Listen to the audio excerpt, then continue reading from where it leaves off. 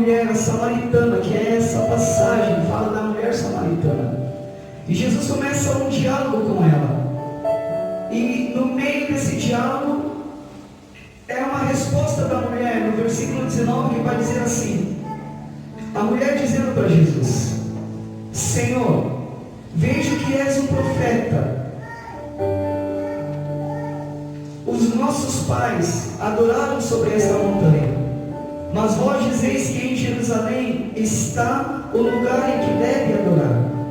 Jesus respondeu: mulher, acredita-me, vem a hora em que nem nesta montanha, nem em Jerusalém adorareis o Pai. Vós adoreis o que não conheceis, nós adoramos o que conhecemos, pois a salvação vem dos judeus. Mas vem a hora, e é agora, em que os verdadeiros adoradores adorarão o Pai em espírito e em verdade. Estes são os adoradores que o Pai procura. Palavras da salvação. Glória a vós, Senhor. Palavras da salvação. Glória a vós. Veja a tua palavra e aplauda essa palavra em nome de Jesus. Amém? Irmãos, Jesus mais a fundo, Deus é poderoso? Sim ou não? Sim. Né? Deus ele é poderoso, ele é o Criador de tudo. Ele é onipotente, onipresente, onisciente, ele pode tudo, ele sabe de tudo, ele está em tudo. Tudo está debaixo do controle, nas mãos de Deus. Mas sabe, essa palavra vai dizer que o Pai, aquele que é todo poderoso, ele procura os verdadeiros adoradores.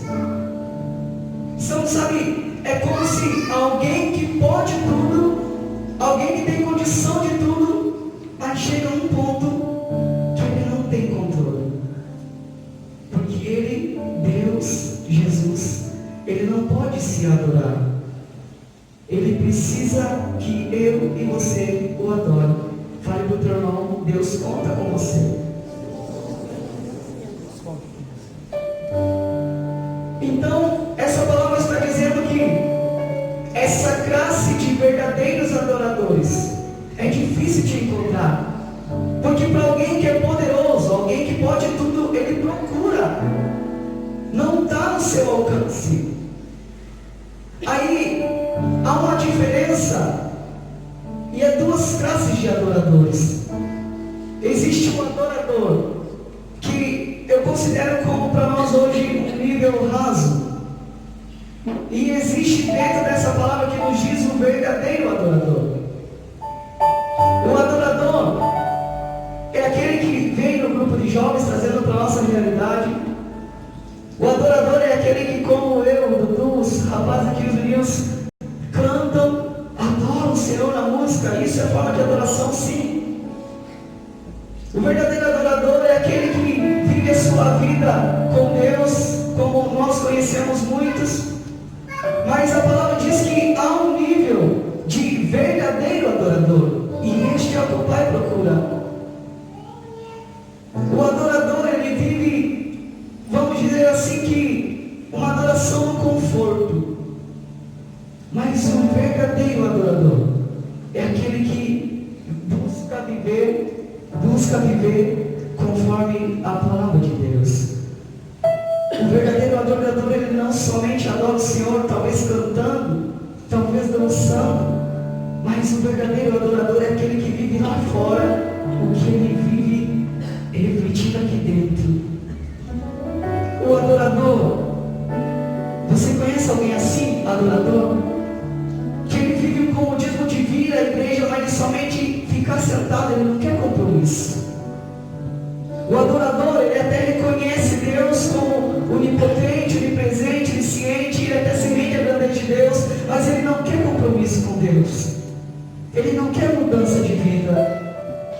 Ele adora o Senhor com canção, ele adora o Senhor talvez na oração, mas quando ele sai daqui, passou. Aí a palavra declara que Deus, ele procura os verdadeiros. É aquele, sabe, que talvez chega aqui no grupo de oração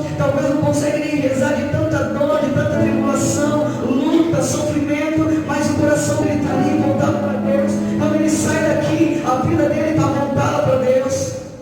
Esse é o nível verdadeiro adorador que Deus procura. Sabe, é um nível além do raso. Sabe, é aquele que lá fora nas suas atitudes, talvez no secreto, ele vive essa adoração. Eu queria, Deus trouxe no meu coração novamente isso. E eu queria, em nome de Jesus, dentro dessa palavra, já dar esse testemunho. Eu falava isso até Stephanie Calma num grupo que eu fui pregar em Tamandaré sobre o Murilo. Não é nada demais, Murilo. Esses dias nós fomos com o Murilo ministrar a Capela da Santíssima Trindade. Aí no final do encontro, a irmãzinha, coordenadora do grupo, falou: eu conheço esse rapaz, o Murilo estava pregando. Eu conheço esse rapaz e eu preciso falar o que você fez esses dias. Eu vi. Eu pensei, eu que não era o Murilo, pensei, misericórdia, o que o Murilo aprontou? E ela falou: eu preciso falar o que esse menino fez esses dias. Aí ela falou: eu estava no terminal e quando eu estava indo pegar o ônibus, eu vi ele e ele estava num cantinho lá sozinho rezando o terço.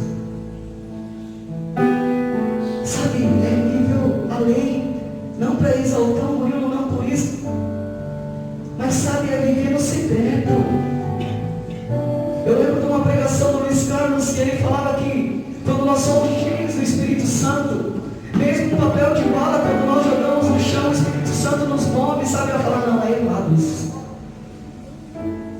É esse o nível de verdadeiro adorador, sabe, no secreto, ter atitudes dentro da palavra de Deus, que adora o Senhor, talvez não com palavras, não na canção, não na dança, mas adora o Senhor pela atitude, sabe, de ser radical. Nós vivemos um tempo, uma geração, sabe, onde são tantas coisas sendo impostas na nossa vida como jovem, como verdade. Sabe, essa palavra de Deus está dizendo: ei, a palavra, sabe, é meio triste quando Jesus fala para ela que vai chegar um tempo, sabe, que nem em Jerusalém, em lugar nenhum haverá adorador. Mas é isso que a palavra já nos conforta, dizendo que é chegada a hora e a hora é agora. É tempo de reagir. Deus falava no meu coração quando nós rezávamos, sabe, que Ele desejava dar um despertar no nosso coração adorador nessa noite. Sabe, como um choque realmente. Sabe, o mundo tem feito no nosso coração como se uma casca, sabe, cobrindo realmente essa essência de adorador que nós temos. Aí quando nós voltamos à palavra de Deus, se você puder pegar comigo, para refletirmos um pouco sobre a vida de Jó. Abra a palavra de Deus no livro de Jó.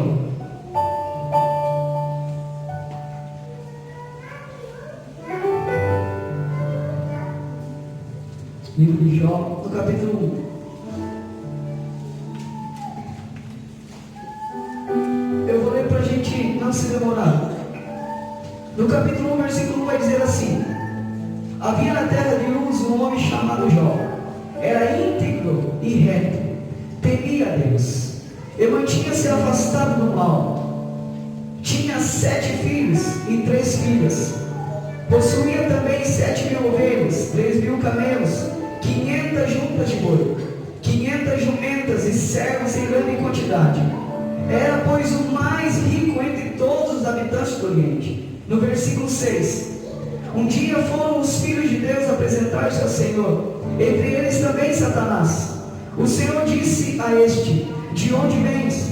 Acabo de dar voltas pela terra, respondeu ele. O Senhor disse: reparaste no meu servo Jó?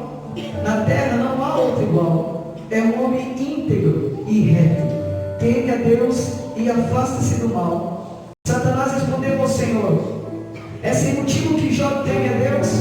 Não levantaste um muro de proteção ao redor dele, e de sua casa, e de todos os seus bens? Abandonastes as obras de suas mãos, e seus bens cresceram na terra. Estende, porém, um pouco a tua mão, e toca todos os seus bens, para ver se não te lançará maldições na cara. Então o Senhor disse a Satanás: pois bem, tudo que ele possui está a teu dispor. Contra ele, e mesmo porém, não estenda a mão. E Satanás saiu da presença do Senhor. Irmãos, a palavra está dizendo A palavra está dizendo que Jó era um homem íntegro e reto, temente a Deus. E a palavra também diz que Jó era um homem muito rico, de muito poder financeiro. Não precisa você acompanhar, mas a passagem diz no capítulo 1 que Jesus não é Deus. E aí é interessante, porque não é Satanás que vai até Jó para provar. Não é Satanás que olha Jó como um homem reto, mas é Deus. Deus olha em Jó algo diferenciado. Deus olha em Jó talvez esse nível de verdadeiro adorador, de alguém que não adorava simplesmente pelo que tinha, mas Deus sabia que mesmo perdendo, Jó teria um coração contrito na presença de Deus. E aí a palavra vai dizer que Jó perdeu tudo. Jó perdeu, a palavra diz que ele perdeu 500 bois, 500 jumentas, 7.000 ovelhas, 3.000 camelos e os 10 filhos que ele tinha.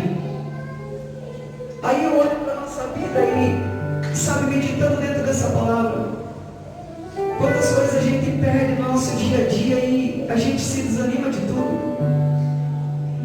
Hoje, infelizmente, eu confesso que não gosto muito de dar ibope para esse assunto, mas depressão. Quantos jovens hoje terminam um namoro, um relacionamento e é como se tivesse acabado o mundo? Cai num desespero, cai numa profunda angústia, tristeza. Sabe, nós damos valor às coisas pequenas. Aí, sabe, irmãos, eu não consigo me colocar no lugar de Jó, porque talvez olhando pelo meu olhar, os bens materiais talvez não significavam tanto para Jó como perder os 10 filhos.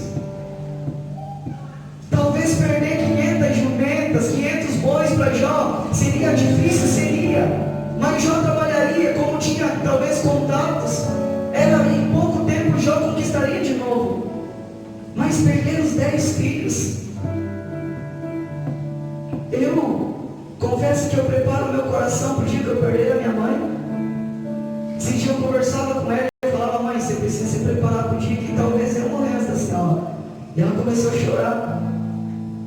É difícil para nós, né, meu Daniel? É difícil. Agora, se coloca no lugar de Jó, perder 10 filhos, como nós dizemos, numa pancada só.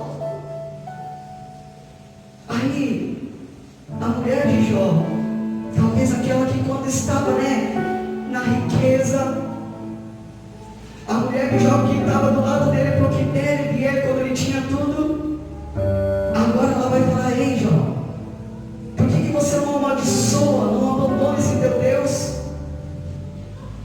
E olha o coração de Jó, verdadeiro adorador. Ele vai falar: Deus me deu e Deus tirou. Bendito é o nome de Deus. Será que nas nossas dificuldades nós temos murmurado, lamentado a Deus? Ou será que nós temos glorificado o nome do Senhor nas nossas lutas? Faça uma breve reflexão da tua vida agora, do que você vive, das coisas que você talvez tenha perdido, das coisas que você não tem conseguido, que você tem lamentado a Deus, comparando com a vida de Jó. Compare agora a tua vida, a tua história, a tua realidade com a vida de Jó. Será que nós estamos no nível de adorador? Ou será que nós estamos nesse nível de verdadeiro adoradores? A palavra de Deus vai dizer no capítulo 42 de Jó que Deus, Ele restitui tudo em dobro a Jó. Eu queria que você pegasse comigo lá no capítulo 42, rapidinho. No capítulo 42, no versículo 10.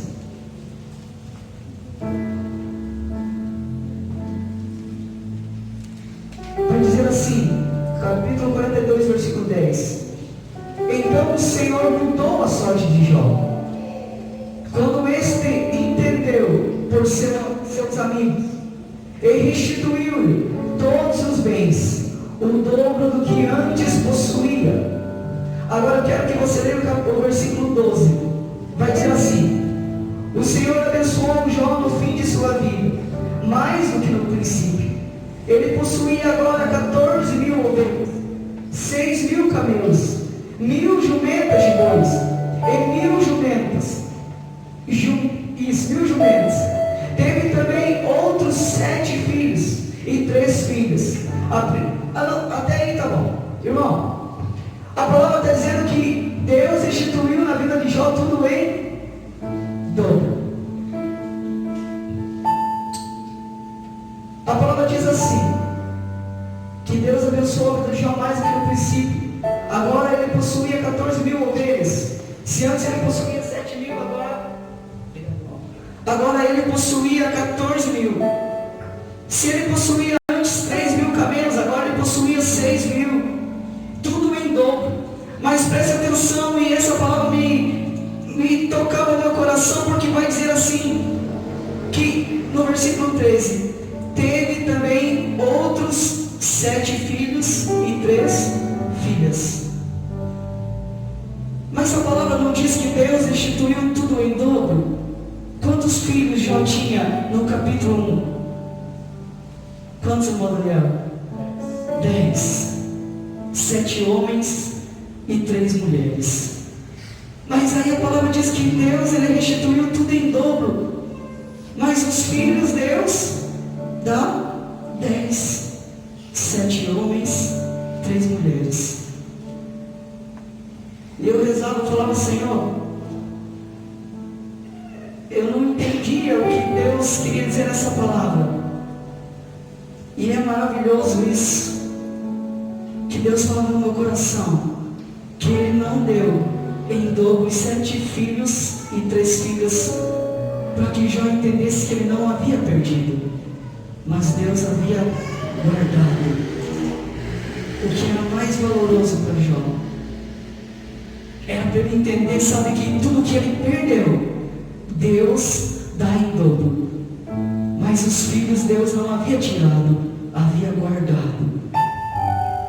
Quantas coisas talvez nós olhamos desesperados, talvez considerando como perdido, talvez sonhos que nós não conseguimos alcançar, e aí nós desistimos de tudo, deixamos de Deus, murmuramos contra Deus, e não temos uma capacidade de entender que Deus está talvez nos livrando, que Deus talvez está esperando o momento certo, que Deus está guardando o melhor para nós.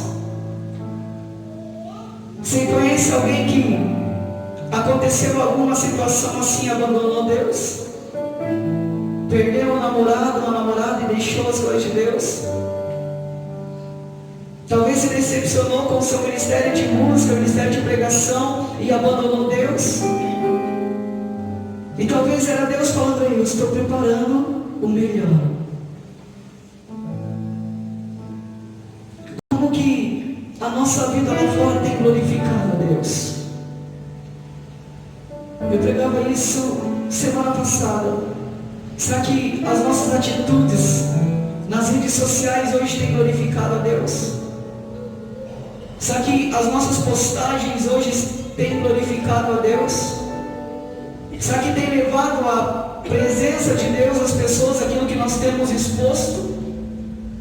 Será que nós estamos revelando uma face de verdadeiros adoradores, o que nós estamos postando?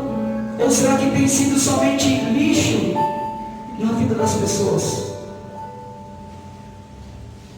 Eu peguei para refletirmos um pouco de Paulo.